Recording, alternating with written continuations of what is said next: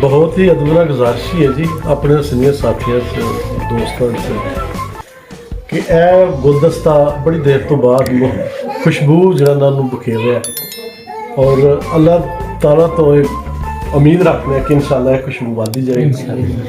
और जिस तरह मैं समझना कि चौधरी तलत साहब ने इस नए अपना प्रयोग अपनी शिरकत को यकीनी बनाया और अपना सर एक्स प्रेसिडेंट और सरप्रस्त शाह साहब ने डॉक्टर खालिद साहब ने खान मुश्ताक खान साहब भी पहले वो टाइम नहीं देंगे लेकिन उन्होंने भी कोशिश की थी दोस्तों के शामिल होने की। आसिफ साहब ने भी कोशिश की थी कि जिस तरह भी है बिच आए शामिल होए। यह वो मुहब्बत है जिन्हों असी मैं चाहना कि अगर अं शेयर करिए जिस तरह सदर साहब भी कह रहे थे तो ये इजाफा भी होएगा, खुश सलूबी भी आएगी और एक जी टेंशन है ना एक मुख्तलिफ तनाव वो तो बचन का एक बेहतरीन एक सोर्स भी है। और आइंदा असी इंशाल्लाह भी कोशिश करांगे कि जदों कोई ऐसा साडा प्रोग्राम होए असी उन्होंने इस अंदाज ना करिए कि साडे साथी कोई अपना अगर कोई प्रॉब्लम शेयर करना चाहन कोई मशवरा चाहन तो साडे इस प्रोग्राम का हिस्सा बन कि हर बंदा उन्होंने किसी ना किसी पॉइंट ऑफ व्यू ना डिस्कस करे कि मेरा ये मसला है तो इसका सोल्यूशन की है। इत्थे इंशाल्लाह चलती फिरदी यूनिवर्सिटियां ने बड़ा अच्छा माइंडसैट है, बेहतरीन सोच है, बेहतरीन अप्रोच के हम दोस्त बैठे हैं। हो सकता है किसी के मुँह चो लफ्ज़ निकले जो दूसरे की जिंदगी में बेहतरीन डायरैक्शन दे सके, पॉजिटिव डायरैक्शन दे सके और यकीनी तौर पर असीं इस अमल सराहांगे भी सही और करने की कोशिश भी करांगे।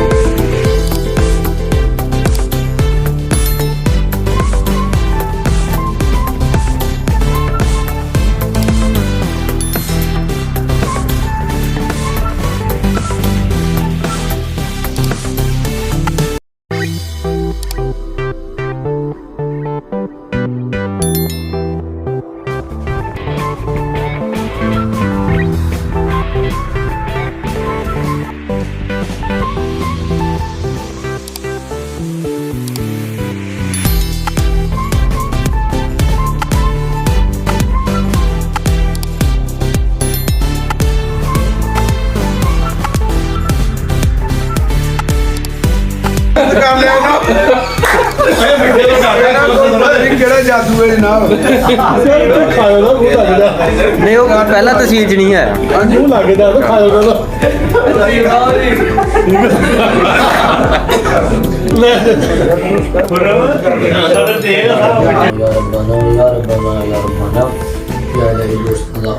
बैठ के मिलने जाने तो इन बात से बरकत अता फरमा या इशफाक भाई के इल्म में उम्र में हाल में औलाद में बरकत अता फरमा जिसमें बरकत अता फरमा जितने दोस्त जाए बाहर मौला इनकी इज्जत और आबरू में बरकत अता फरमा हमेशा इत्तेफाक हाल अता फरमा बड़ों की इज्जत छोटों की शफकत करने के तौफीक अता फरमा उनके जहाँ जहाँ भी मौला अदारे हैं या जो भी ये दीन के लिए दुनिया के लिए ईसाई के लिए काम करते रहे मौला की बरकत फरमा तुम अपने काम कबूल फरमा सल्लल्लाहु तआला अलैहि वसल्लम।